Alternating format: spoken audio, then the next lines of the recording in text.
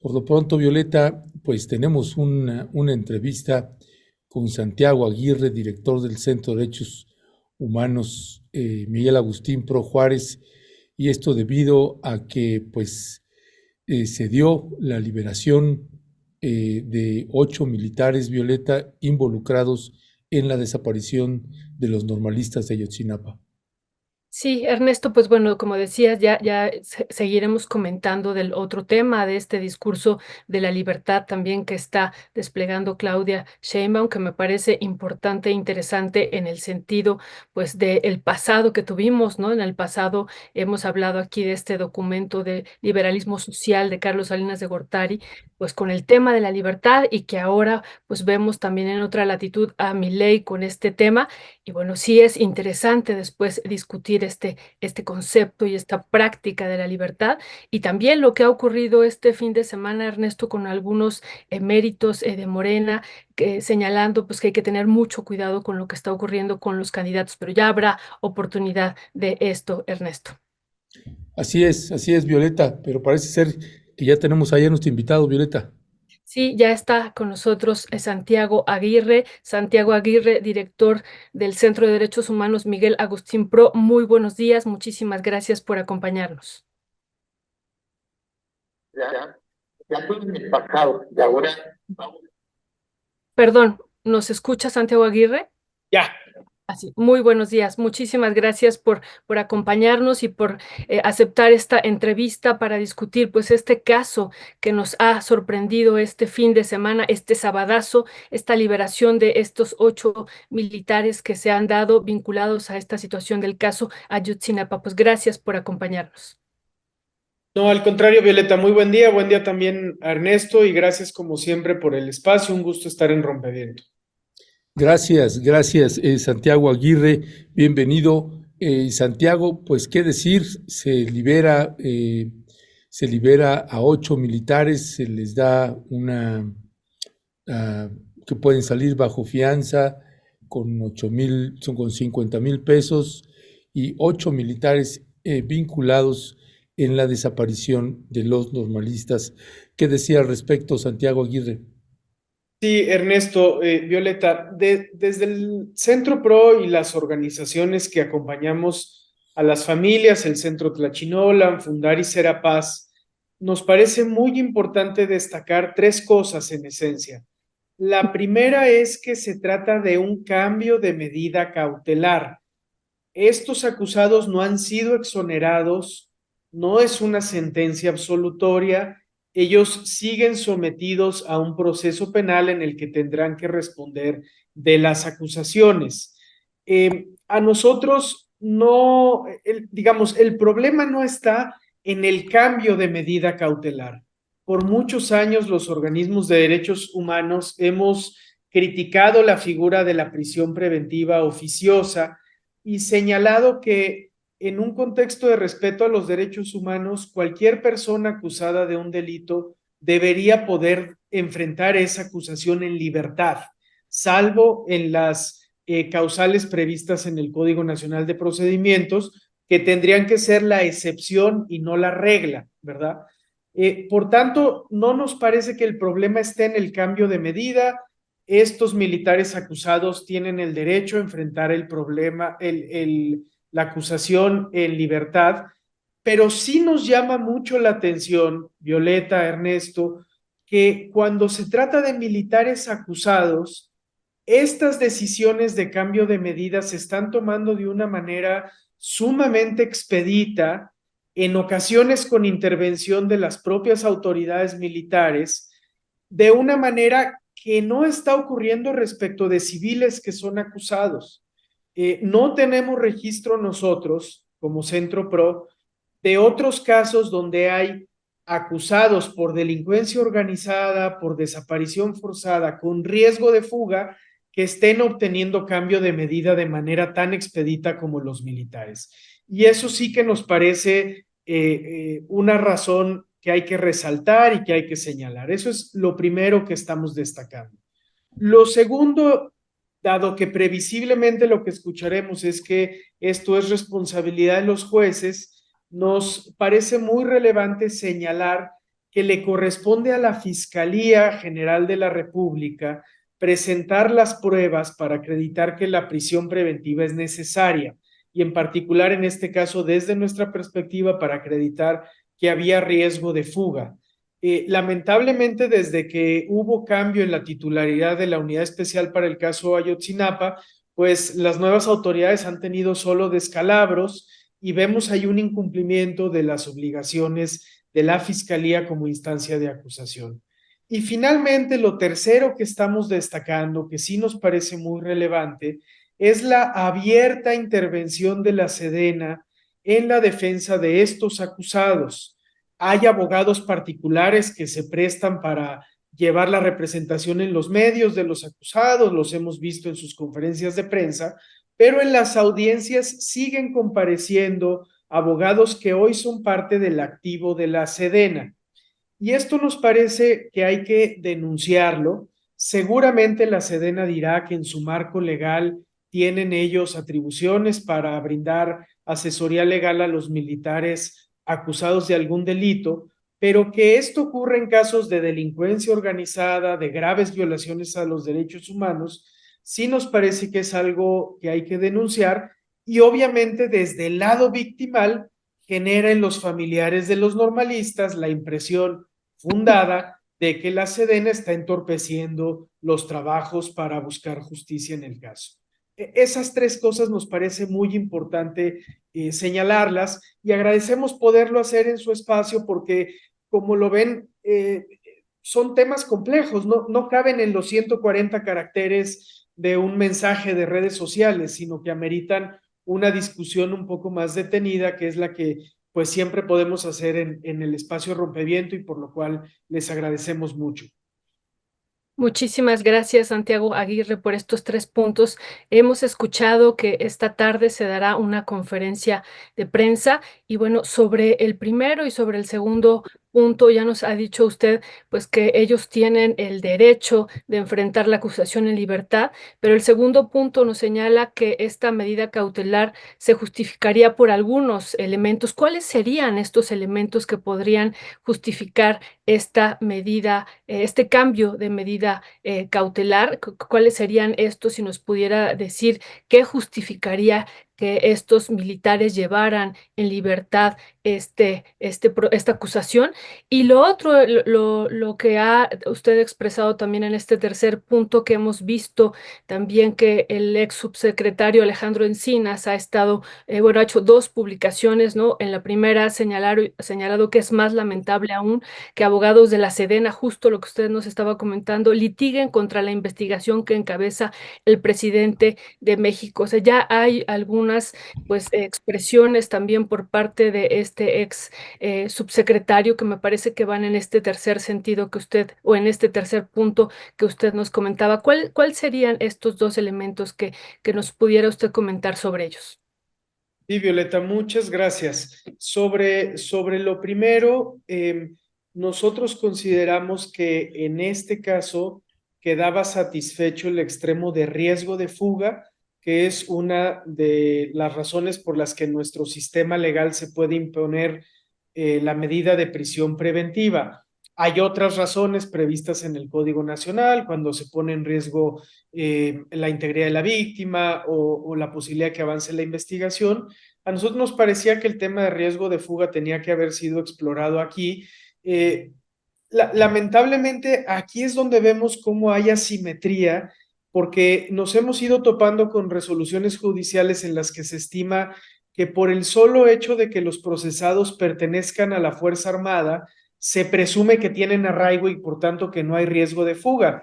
Y esa es una consideración en la que vemos cómo se manifiesta el poder militar, porque como civiles nunca tendríamos el beneficio de que se considerara así, que por el hecho de ustedes ser periodistas se presumiera que van a comparecer a juicio y por tanto que no se les ordenara una medida cautelar. Entonces, sí nos parece que había riesgo de fuga. Perdón, nada más un paréntesis ahí. Entonces, por el hecho de ser militares, ¿se considera que no tienen este riesgo de fuga? ¿Es lo que nos está comentando usted, Santiago Aguirre?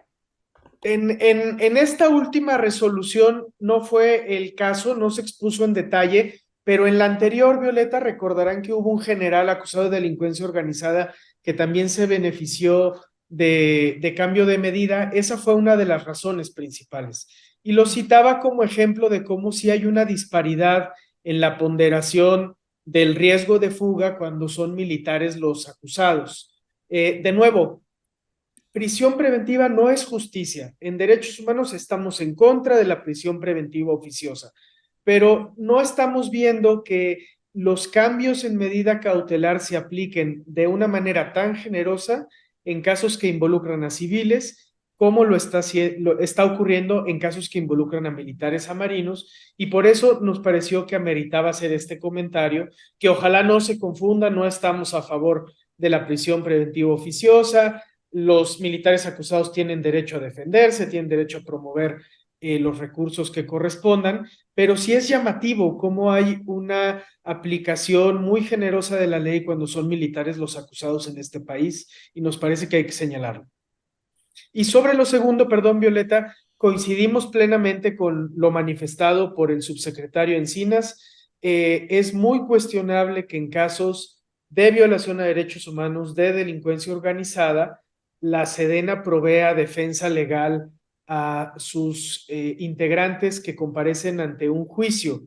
Ya de por sí hay una serie de beneficios, ¿no? Sabemos que ellos están en prisión militar, donde no es el trato que tiene cualquier persona civil que está en un ceferezo en el que ellos reciben, pero que además la Sedena se haga cargo de su defensa en casos de violaciones a derechos humanos y narcotráfico, sí nos parece muy delicado. Claro, hay abogados particulares que se prestan para compartir con la Sedena la defensa, que son a los que hemos visto en medios, pero en este caso han ocurrido cosas muy raras. Recordarán que se permitió a un mando militar recibir a medios en la cárcel militar de Campo Militar 1 para desde ahí denostar al subsecretario Encinas, algo muy inédito que no ocurriría sin la complacencia y la autorización de los mandos superiores del ejército, y por eso coincidimos con el ex subsecretario Encinas al hacer esta denuncia, y hubiésemos querido ver también esos señalamientos en el boletín emitido por la Comisión para la Verdad y el Acceso a la Justicia, que desde su presidencia se posicionó sobre este cambio de medida cautelar, únicamente señalando la actuación judicial, pero dejando de lado estos otros factores del mal funcionamiento de la Fiscalía y de la intervención de la Sedena. Gracias, gracias, Santiago. Santiago, hay un tuit que ustedes publicaron en sus redes sociales. Bueno, yo lo vi en Twitter, y en ese tuit, que por ahí si me haces favor de ponerlo, Leonardo, ese mismo, retomando la nota de proceso, lamentamos liberación de militares acusados en caso Ayotzinapa. Muestra que el proceso se está derrumbando. A las decisiones parciales de jueces se suma la inoperancia de la Fiscalía Especial y la intervención de Sedena, que brinda asistencia legal y apoyo a acusados. Ya abordaste ahorita a detalle, y cosa que te agradecemos, este punto precisamente de pues la intervención de militares en la defensa, y lo señalado también incluso por el propio Alejandro Encinas, ex subsecretario de Gobernación.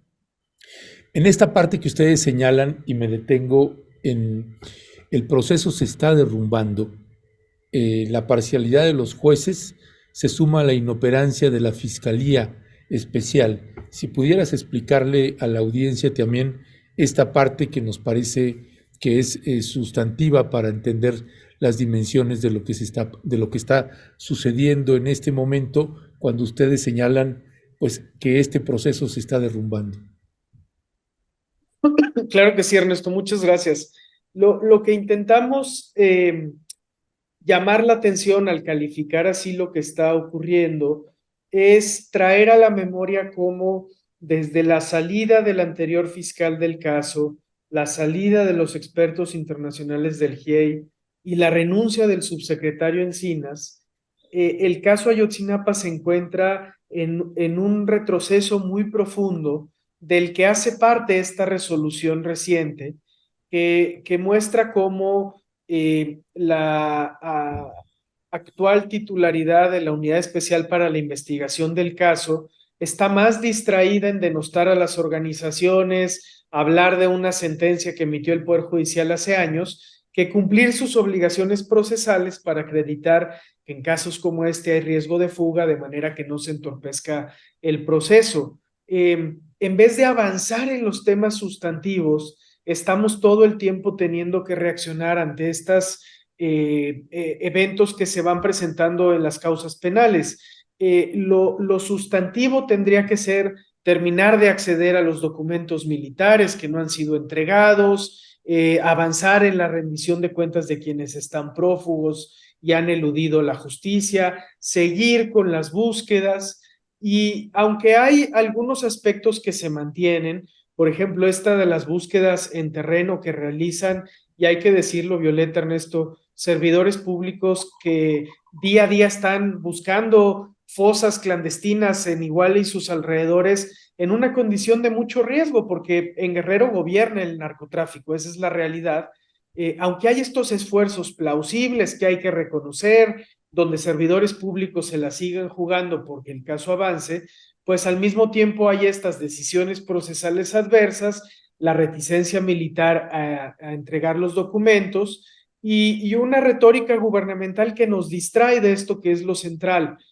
Por eso hablamos de que el proceso de esclarecimiento del caso parece que se está derrumbando y que si no se hace un esfuerzo en sentido contrario a lo que hemos visto en el último tiempo, corremos el riesgo de que en estos últimos 9 meses de administración el retroceso sea aún mayor y terminemos sin conocer la verdad plena de lo ocurrido. Yo quiero insistir en que estas reyertas judiciales, conflictos entre el Ejecutivo, el Poder Judicial, incumplimientos de la Fiscalía, de pronto son muy difíciles de entender para las personas, para la gente, más aún para las víctimas.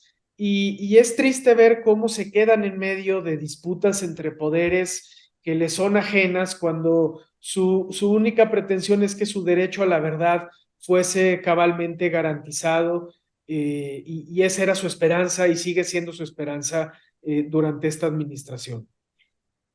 Muchas gracias, Santiago Aguirre. Dos cuestiones. La primera, ¿qué dicen los padres sobre esta liberación bueno, que probablemente ocurra en el transcurso del día de hoy o en esta semana? ¿Qué dicen sobre esta decisión? Bueno, sobre la posibilidad de que la PGR impugne y que, bueno, pues esto no se lleve a cabo. Y lo otro que se haya hecho, como hemos visto ya en varias ocasiones en el Poder Judicial, en un día o en un fin de semana, ¿no? Esto que también ha pues resaltado en otro tuit en X el ex subsecretario Alejandro Encinas, que es un sabadazo. Sí, Violeta, las familias están recién enterándose, vendrán a la Ciudad de México a su actividad de mes hacia el final de esta semana, el día 26, y ahí tendremos oportunidad de compartirles más ampliamente la información, explicarle en sus extremos.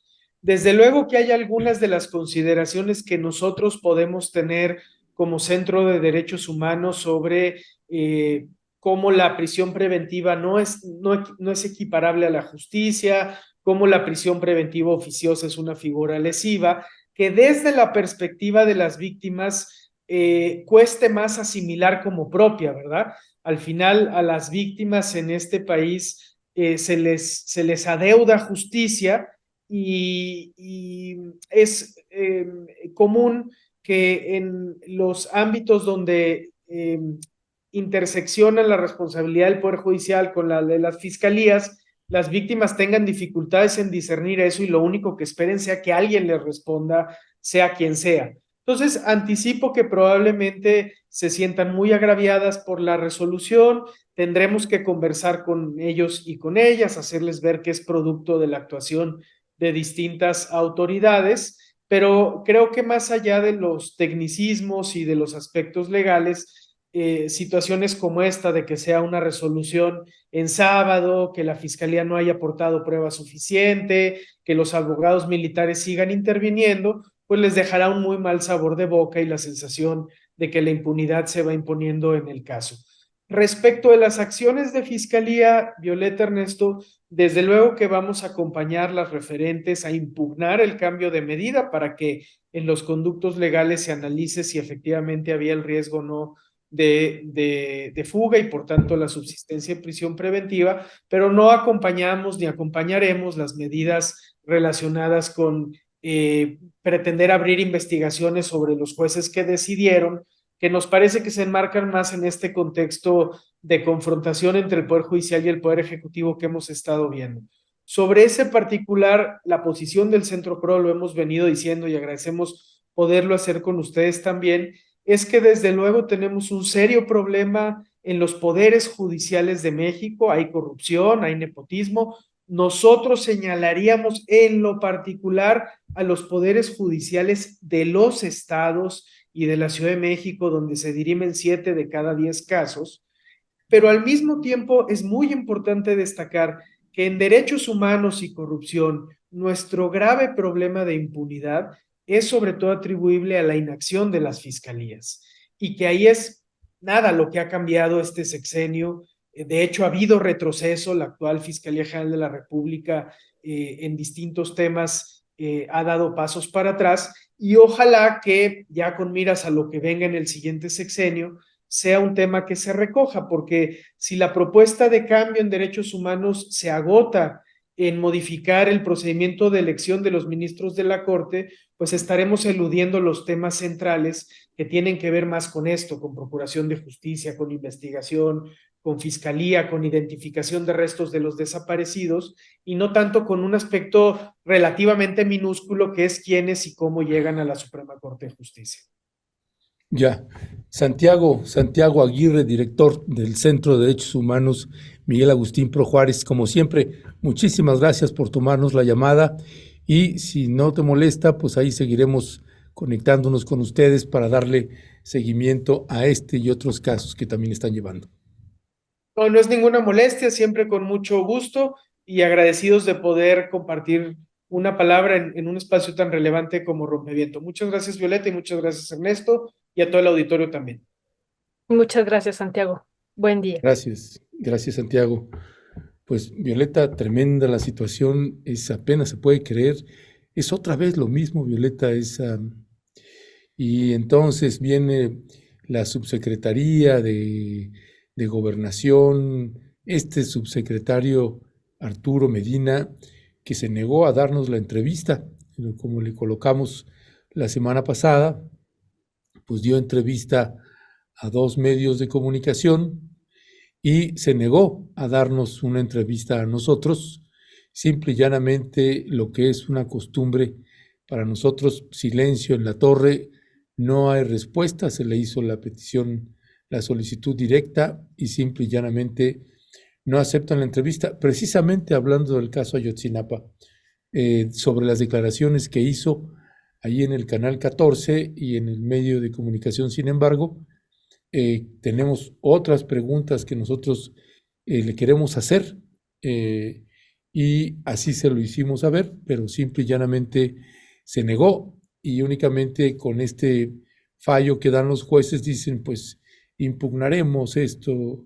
Pues ya pasó la otra vez, ya sucedió en otra ocasión, Violeta, cuando también lo llevamos a la mañanera, que habían liberado a 18 militares. Pues simple y llanamente después recapturaron a unos, pero otros se quedaron afuera, la gran mayoría, por cierto.